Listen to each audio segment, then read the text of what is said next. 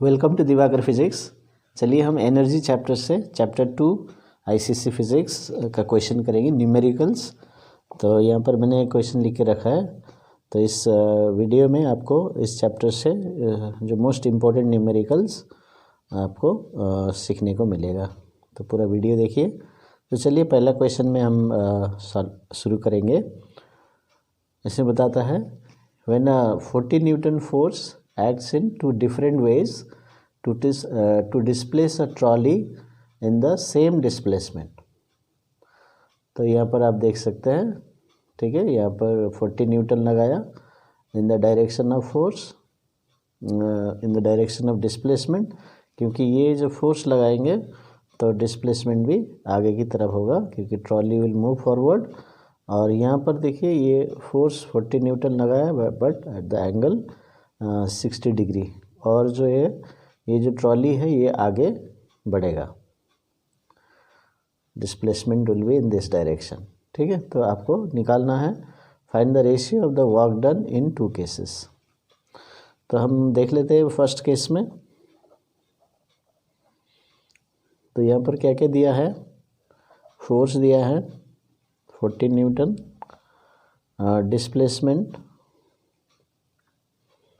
Displacement को S ले लेते हैं, ठीक है, सही, क्योंकि ये डिस्प्लेसमेंट नहीं दिया है और दोनों में एक ही डिस्प्लेसमेंट होगा, सेम डिस्प्लेसमेंट। तो वर्क डन कितना होगा, देखिए वर्क डन होता है F into S into cos theta, ठीक है। यहाँ पर यही ट्रिक छुपा है। तो अभी थीटा कितना होगा यहाँ पर, तो थीटा क्या होता है, जब फोर्स और डिस्प्लेसमेंट के बीच में जो एंगल होता है उसको थीटा बोलते हैं, ठीक है। अभी यहाँ पर क्या है, दोनों एक ही डायरेक्शन में, सो थीटा ज़ीरो हो जाएगा,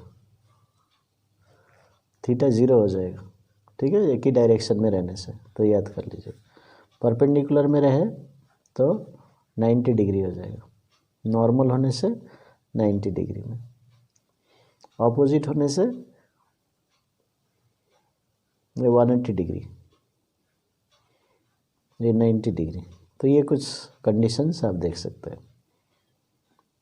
तो क्वेश्चन भी अच्छे से पढ़ना है। कभी कभी न्यूमेरिकल में normal force is normal to the displacement बोलेंगे तो थीटा 90 डिग्री दिया है, वैल्यू नहीं दिया 90 डिग्री क्वेश्चन में, लेकिन हम क्या बोल सकते हैं, नॉर्मल बोलने से हम 90 डिग्री ले सकते हैं। Displacement is opposite to the direction of force बोलेंगे तो 180 डिग्री थीटा, ठीक है। तो ये आपको लेना है, और सेम डायरेक्शन में होने से थीटा ज़ीरो हो जाएगा, 0 डिग्री। तो याद रखिए। तो ये कुछ पॉइंट्स आपको याद करना है। तो यहाँ पर थीटा 0 डिग्री हो जाएगा इस केस के लिए, बिकॉज फोर्स और डिस्प्लेसमेंट सेम डायरेक्शन में होना चाहिए, एक ही तरफ। तो चलिए इसमें फोर्स है 40 न्यूटन और डिस्प्लेसमेंट है एस कॉस 0।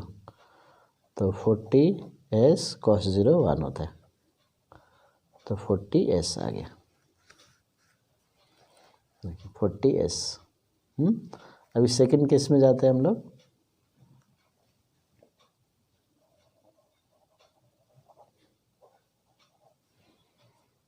सेकंड केस में क्या क्या दिया है ना, तो हम देख सकते हैं फोर्स दिया है 40 न्यूटन, डिस्प्लेसमेंट एस ले लेते हैं, सेम है, और थीटा देखिए यहाँ पर ये डिस्प्लेसमेंट, ट्रॉली आगे जाएगा, ये डिस्प्लेसमेंट का डायरेक्शन हो गया और ये फोर्स का डायरेक्शन हो गया, दोनों के बीच में 60 degree, then theta equals to 60 degree आ गया। तो अभी कौन सा फार्मूला लगाएंगे, same formula, W is equal to F S cos theta. तो इसमें चाहे तो आप 1 लिख सकते हैं, W1, और इसमें W2 लिख सकते हैं, अलग दिखाने के लिए, दो सिचुएशन है इसलिए फार्मूला एक ही है। तो फोर्स 40, डिस्प्लेसमेंट S और कॉस 60। अब कॉस 60 होता है हाफ, तो 40 into S into cos 60 half हो गया, तो 20 एस हो गया। ठीक है। तो 20s इसका वर्क डन हो गया W2। तो अभी क्या बोला है इसमें, find the ratio of the work done in 2 cases. तो W1/W2 निकालना। तो W1/W2 हो गया 40s/20s। आप चाहे तो W2/W1 भी निकाल सकते हैं, इसमें कुछ बताया नहीं है। First which work to take, तो आप दोनों निकालेंगे, राइट होगा। तो कैंसिल कर दीजिए 2। सो 2:1 ये आंसर हो गया। तो ये हो गया, इस तरह का न्यूमेरिकल आपको सॉल्व करना है। चलिए दूसरे क्वेश्चन में हम जाते हैं। दूसरे क्वेश्चन में पावर के बारे में है। So determine the power of the motor of an elevator which carry 10 persons which can carry 10 persons of average mass 60 kg through a vertical height of 20 meter in 30 seconds। तो यहाँ पर power निकालना है। तो पावर का formula क्या है, work done by time, है ना। तो इसलिए हमें बेसिकली वर्क डन निकालना है, और टाइम भी दिया है तो बाद में डिवाइड कर देंगे, ठीक है। तो अभी वर्क डन का बात आता है। तो वर्क डन के लिए यहाँ पर क्या क्या दिया है वो हम लोग देखेंगे, ठीक है। मास दिया है 60 × 10। देखिए एक पर्सन का मास है 60 kg, then the total mass of 10 persons विल बी 60 × 10, 600 kg हो गया। तो अभी इन सब का वेट होता है, ठीक है। तो इन सब का वेट है। अभी इसमें 2 तरीके से इसको कर सकते हैं। यदि फोर्स को आप वेट लेके करें, हाँ, तो mg लेके कर सकते हैं। तो फोर्स इनटू डिस्प्लेसमेंट कर सकते हैं।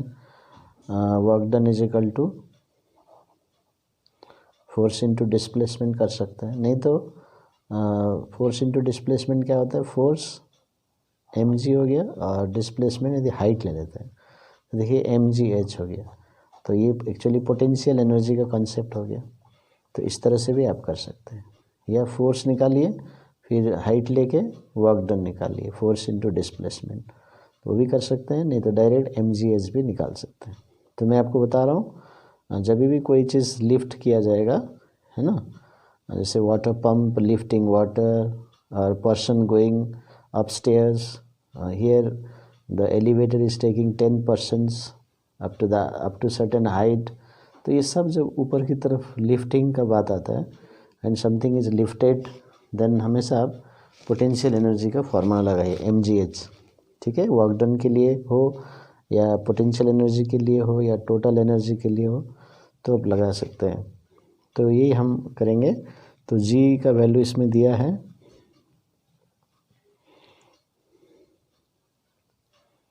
g का वैल्यू हम ले लेंगे 10, ठीक है। वो क्वेश्चन पेपर में क्वेश्चन में दिया रहता है g is equal to 10 metre per second square. तो g का वैल्यू दे दिया है 10 metre per second square, height दिया है 20 मीटर, और टाइम दिया है 30 सेकंड्स, ठीक है। तो अभी हम क्या करेंगे, कौन सा फॉर्मूला लगाएंगे, वर्क डन का mgh, और मास क्या है 600 kg, ओके। g है 10। तो याद रखिएगा, ये जब भी हम g का वैल्यू 10 लेते हैं, ये SI यूनिट में है, इसलिए कभी कभी ये ग्राम में दिया रहेगा, तो आपको नेसेसरीली चेंज करना है। तो फिर से मैं बता रहा हूँ, whenever you put the values, check the units of the values given. If they are in different units, different system of units, then you have to change them, convert them into 1 unit. So you have to bring in the same system. तो ये सब देखिए SI system में है, kg, metre per second square, metre, सब एक ही system में। तो इसलिए आप इसको चेंज करने की ज़रूरत नहीं है। आप डायरेक्ट वैल्यू पुट कीजिए और आंसर निकाल लीजिए, ठीक है। तो 6 to 12 हो जाएगा, 1 2 3 4 zeros, ये जूल में आ गया। अभी पावर निकाल लीजिए, work done by time. So 12,000 sorry 1,20,000 divided by time 30 seconds, ये भी सेकेंड्स में है, बढ़िया है। तो सब ऐसा यूनिट में है, तो इसको डिवाइड कर दीजिए, ये जूल ये सेकेंड, तो ये 4,000 वाट। तो इसको हम 4 किलोवाट भी लिख सकते हैं, चाहे तो इतने आंसर भी लिख सकते हैं। कभी हॉर्स पावर में पूछेगा तो 1 horse power is equal to 746 watt, तो इससे डिवाइड कर देंगे तो वो हॉर्स पावर में भी आ सकता है। ठीक है, तो इस तरह से आपको ये समझ में आया। कोई भी चीज़ लिफ्ट का बात आ रहा है, ऊपर जाने का बात आ रहा है, तो हमेशा mgh फार्मूला लगाइए। mgh, m क्या है मास, g क्या है एक्सेलरेशन ड्यू टू ग्रेविटी, और हाइट है डिस्प्लेसमेंट, और कितना हाइट सरफेस से कितना ऊपर ले गया, and power is equal to work done by time. चलिए तीसरा क्वेश्चन हम सॉल्व करेंगे। तीसरे क्वेश्चन इस तरह से है, the kinetic energy of an object of mass m kg moving with the velocity of 5 metre per second is 25 joule. So what will be its kinetic energy when its velocity is increased 3 times.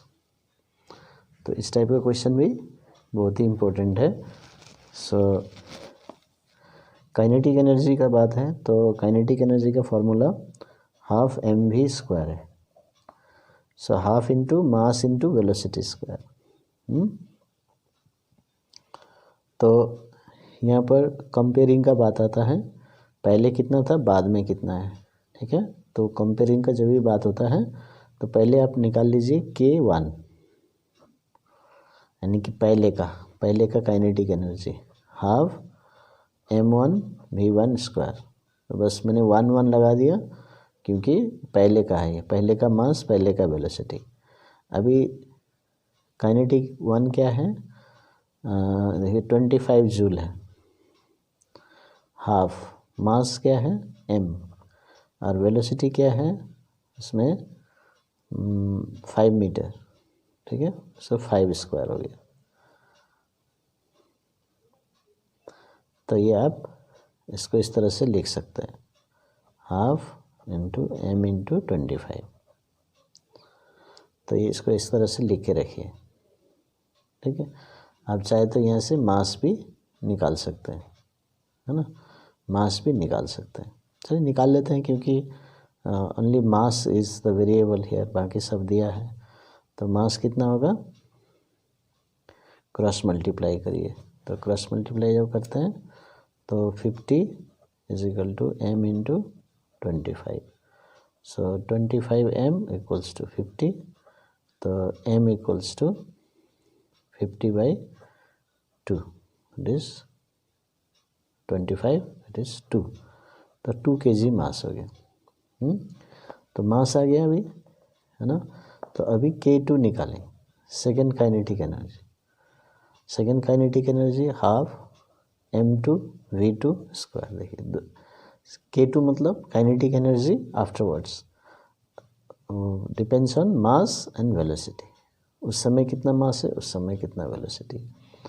तो चलिए value put कर देते हैं, half m2 कितना है, m ही रहेगा क्योंकि it is a body, same body है ना, इट्स वेलोसिटी मतलब वही बॉडी है, उसका मास चेंज नहीं हुआ, तो m ही लेंगे, यानी कि 2 kg। चलिए 2 पुट कर दिया। और वेलोसिटी कितना है, वेलोसिटी इज इंक्रीज 3 टाइम्स। तो पहले ही था 5, तो अभी 3 टाइम्स, सो 5 इंटू 3 स्क्वायर कर दीजिए। तो 15 इंटू 15 225। तो इस तरह से आप कर सकते हैं। नहीं तो इसको और एक तरीके से मैं बताता हूँ, उसका और एक मेथड भी है। अब जैसे मैंने शुरू में बताया ना K1 K2, तो इसका रेशियो ले लीजिए, है ना। रेशियो लेने का क्या फ़ायदा है कि ये जो इक्वल टर्म्स होते हैं वो कट जाते हैं, ठीक है। तो वो उस तरह से भी निकाला जा सकता है।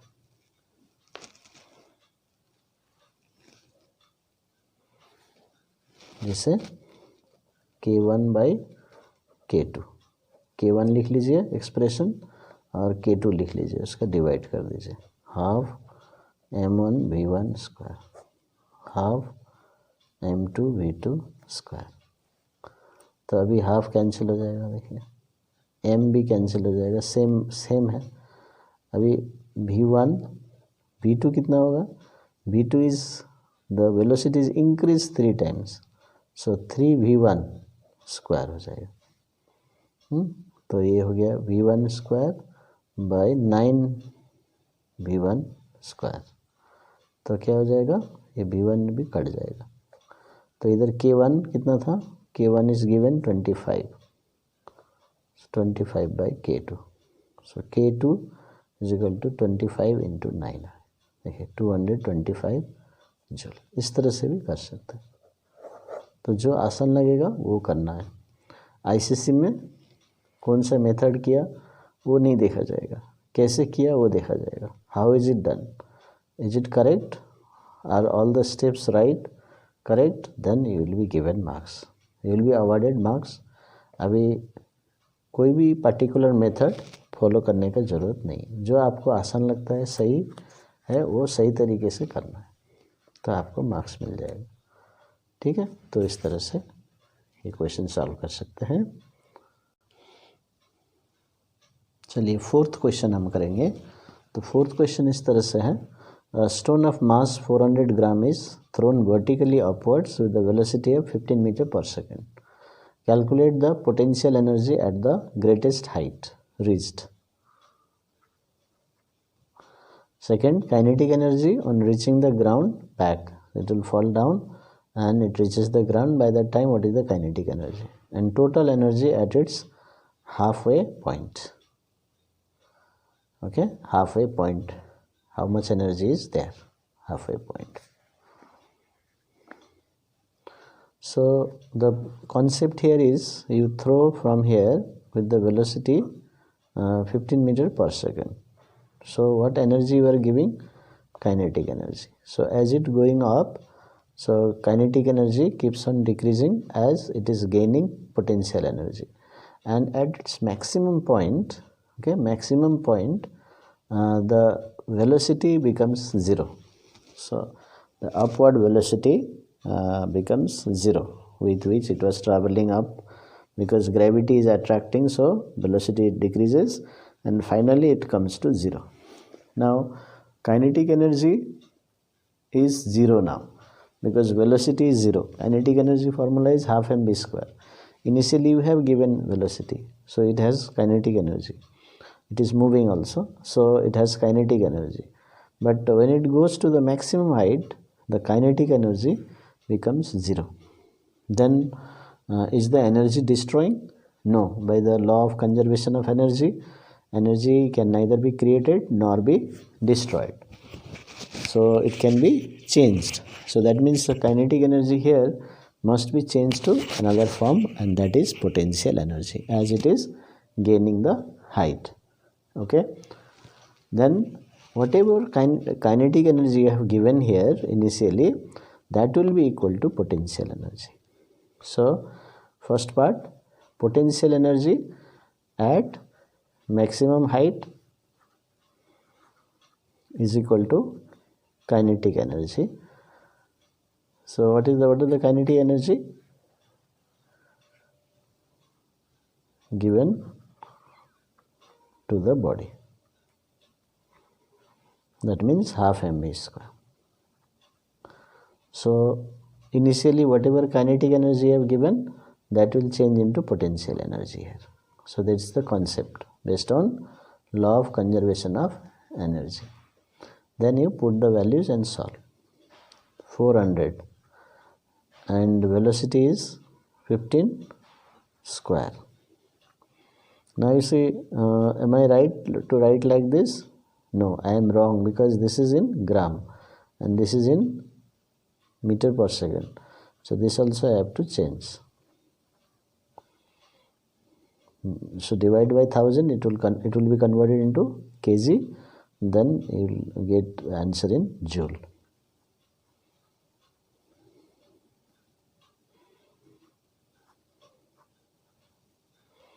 So 15 square is, so you can solve this. 15 square is 225 and divided by 5, that is 45. Or you can write 15 into 15 instead of multiplying. Then you can cancel with 5 because here 5 can cancel this factor, one of the factors. Then it's easily solved. So 45 joule is the kinetic energy, potential energy at the maximum height. So what is the second question? Second question is the kinetic energy on reaching the ground. Again, interestingly, so whatever potential energy is there, now due to gravity, it will start coming down, and as it is coming down, the height is decreasing and potential energy is decreasing. So kinetic energy starts increasing. And when it comes to ground, height is 0, so potential energy is 0. Then where is that energy? Potential energy gone. So that is converted into kinetic energy. So you can directly write that second point. So at the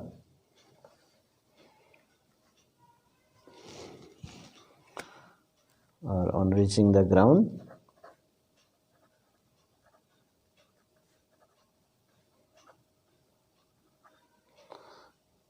kinetic energy equals to potential energy. So that is 45 joule. So directly you can write. It's a concept. So ICSE will check the concept. And third, the total energy at its halfway point. So third part is the total energy at its halfway point. So what we have decided, that whatever energy is here, potential energy, so that keeps on decreasing, and but kinetic energy will start increasing, but the total energy remains the same. So whatever is energy, the body, it is in the form of potential energy here. So that is only the total energy. So total energy equals to, so total energy at its halfway point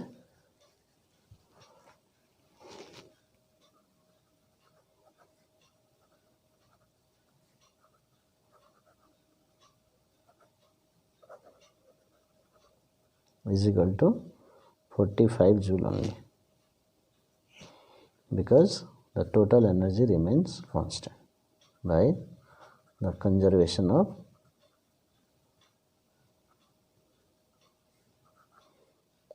law of conservation of energy. So this way we can solve. So these are the sample questions. So this type of questions will come. So please practice from your textbook and sample papers.